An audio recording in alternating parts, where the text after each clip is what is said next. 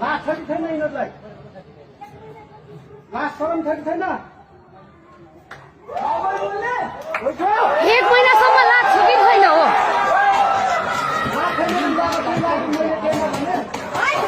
कडा कडा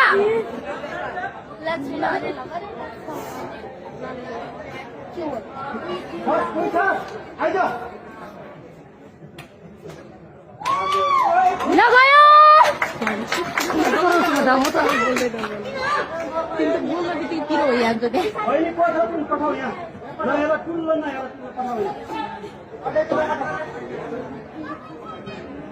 तर